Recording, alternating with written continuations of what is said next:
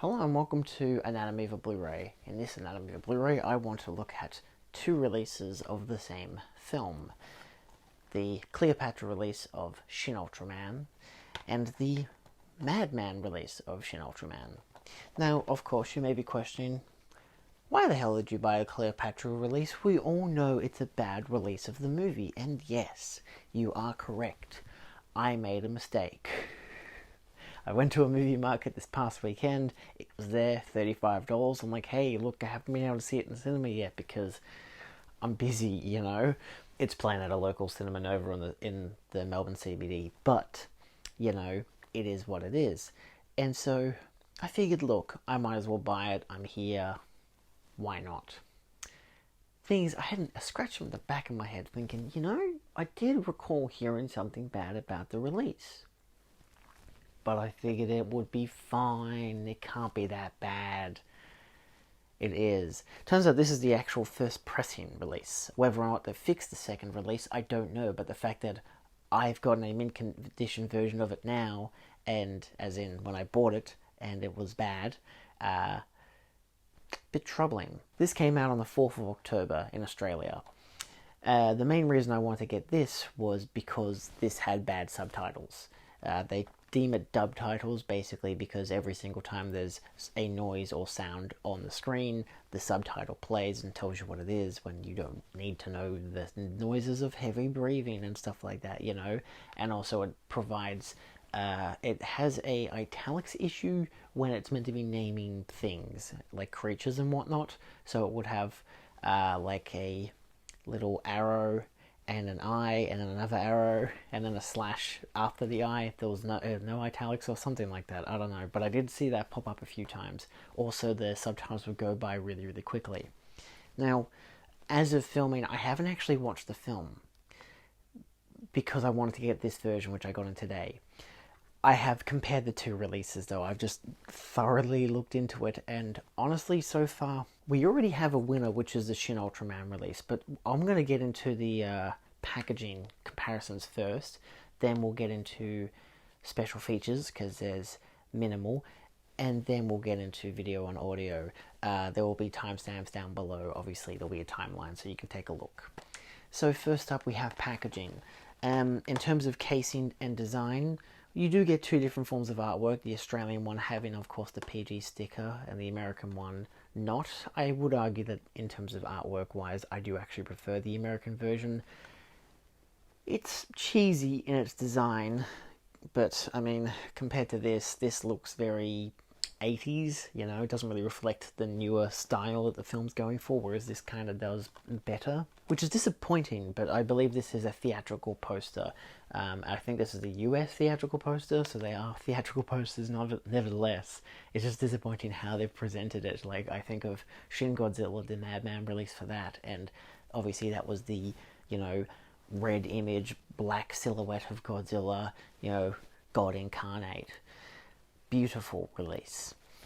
In terms of other contrast, you've got slim packaging for the American release, thicker packaging for the Australian release, titles as well, contrast in terms of size and delineation, you know. I think I prefer the American release. I like it just being titled Shin Ultraman rather than Shin Ultraman, but then the Australian release does of course come with an image of him on the spine. And, yeah, and also this does title saying Ultraman before saying Shin Ultraman, so it's pick and choose if you really want to. In terms of back of the cases, the American version, the Cleopatra release, does detail quite a lot. You get your barcode, very traditional, you know, little blurb, all your special features detailed, including audio options and your other stuff, and it is all regions. I did test it. In contrast, the Australian version is just a larger version. It's literally the exact same image, but with a different color grading, so it actually looks more like a 80s movie, or like a cheaper, you know, Toho related film than it does a cinematic property. However, it kind of looks more accurate to what you see in the film. And then of course you have your blurb and your extra details, including the region coding and its audio options. The US version is fine. It's again just the same artwork on a basic disc, and the Australian version is the exact same artwork, but at least you get an inside wallpaper of Ultraman there, which is cute. Not much else to say about it. I don't think there's a reversible... No, it's just an ad for more Madman releases, which is a little disappointing, but it's not Umbrella, who usually have reversible, so they get rid of that. So it's not too bad, you know, it looks fine. You do get the quote, which is annoying. If you have ever enjoyed a kaiju film, you will love this. Honestly, looking through the first 15 or 20 minutes of the movie, I kind of feel like I dig this a lot more. It seems like a kind of more classic style than Shin Godzilla. So, and I haven't seen Kamen Rider yet either. So, yes. Let's dive into special features very, very briefly. Nothing really worth mentioning.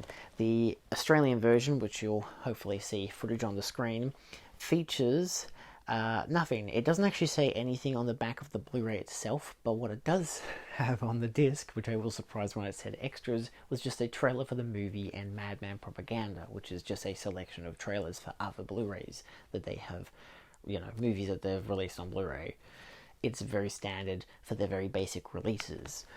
In contrast, yeah, the other release does the exact same thing. It just has a trailer for the movie, image slideshow, which I think it's just images from the film, but it's just a bunch of trailers for other releases that they've done, and that's it. The fact that it says bonus features, original Japanese language 5.1 surround, and optional English language version 2.0 stereo and 5.1 surround is a weird thing to mention as a bonus feature. Taking a lot of pride in listening to your audio, eh?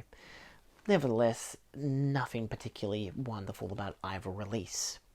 So now we get into the nitty-gritty. What is the better factor in terms of audio, picture, region coding as well, and all that other stuff. So, obviously the Cleopatra release emphasizes in the back cover that it is all regions, and it is. At least I've tested it on my region A player and my region B player, and it worked fine. Coincidentally, so did my Madman release, and the Madman release says it's region B locked, but it is region A and region B. I tested it on both of my players, and it worked fine on both. There was no issues, which is fantastic news, because obviously if you want to watch it and you're from the US, you can watch it without any issues. Obviously you've got to deal with import fees and stuff like that, which will be annoying, but as an overall, it's not a bad comparison. I did also take a look at the megabits and the stuff like that, you know, because I felt like I should at least take a look. I didn't bother to take a look at the Cleopatra release. That has it listed down on bluray.com, which if I'm not mistaken was fine, I think. It's not the most attractive looking film anyway. If I look at bluray.com, they had it listed down. Actually, they don't even say what the megabits is. I guess it doesn't matter.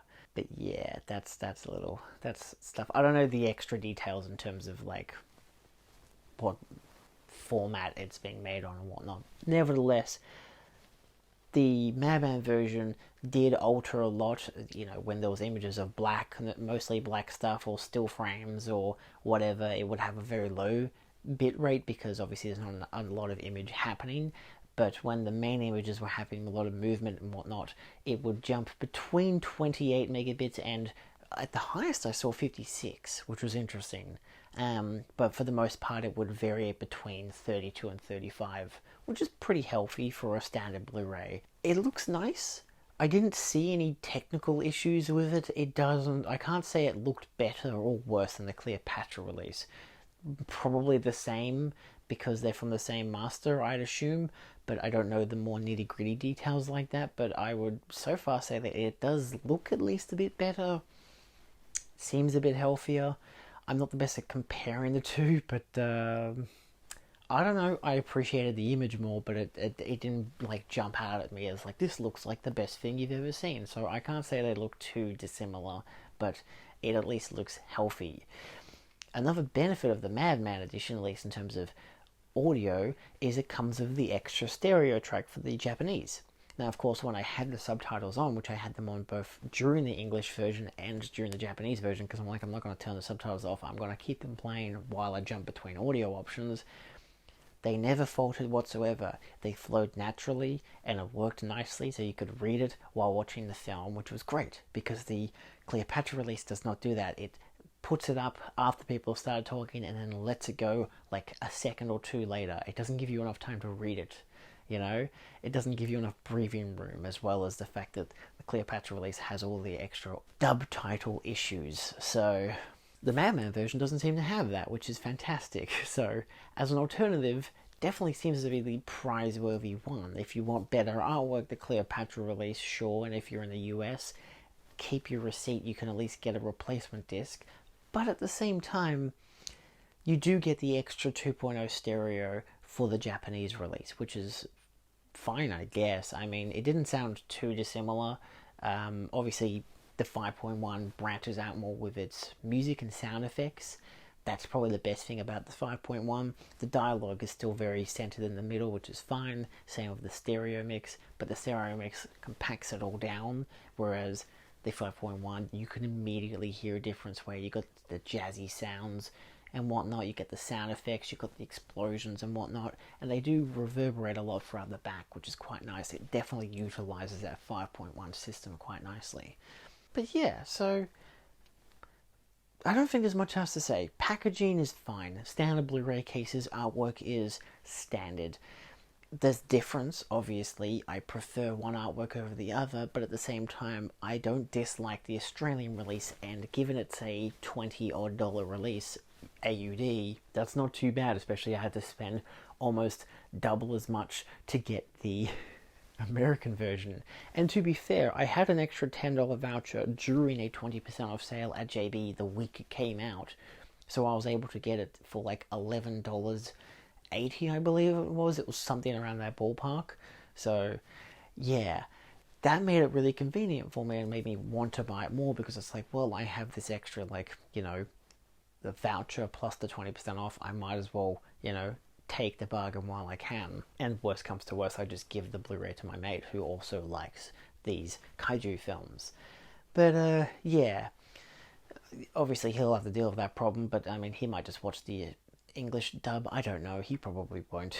He'll probably have to deal with the bad subtitle issues. I did try emailing them, but again, I don't have a receipt, so, because it was a movie market, you don't get a receipt for the individual product, and I had bought $170 worth of stuff from this one store, so there's no way I'm getting a receipt, so there's no way I can prove that I have it, even though I've sent them pictures and shown them images on my TV of the bad titling and everything, and they're like, nope, sorry, we need a receipt before we send you a disc. So yeah, it's not a perfect system, especially being in Australia. If I had have known, I definitely would not have bought it. If I had have known that that Madman was doing a release, I definitely wouldn't have bought it. But of course, I wasn't checking the JB website. It was a whole month of me not buying Blu-rays, and it kind of bit me in the ass by $35. So look, it is what it is in the end. As an overall, the Madman release seems to be the better one. You get the extra audio option, and you get cleaner subtitles with probably a slightly better, if not identical, image. And you don't have to chase them up for a disc replacement. So yeah, and again, it is Region A and Region B, which is great. Region C, untested. I like to say that because Blu-ray.com says it, because they're not going to test if it's Region C. I could. It probably is Region C. It doesn't really matter. It's annoying that they don't emphasize that it's Region A and B, but at the same time, I've tested it. It's fine. It works. But yeah, I still don't even know if the film's any good, but I don't care. I now have 2 different releases for it, and one of them is at least a good release to have. Obviously, I would prefer something more in terms of special features and stuff, but much like Madman Shin Godzilla release, it's very bare bones. If you want the extra releases, learn Japanese and buy the Japanese release, because they A, don't have English subtitles, and B, have a lot of special features that are all non-subtitled, you know, interviews and stuff. They always do that, which is nice that they put in the extra effort, but they don't put in the effort to give you English or alternative language subtitles, which is disappointing. yeah, that's basically all I can say for it. Thanks for watching, and I'll see you guys next time, where I question why I keep buying movies without doing my research. So do your research, folks. Hopefully this video has helped, and I'll see you next time. Adios.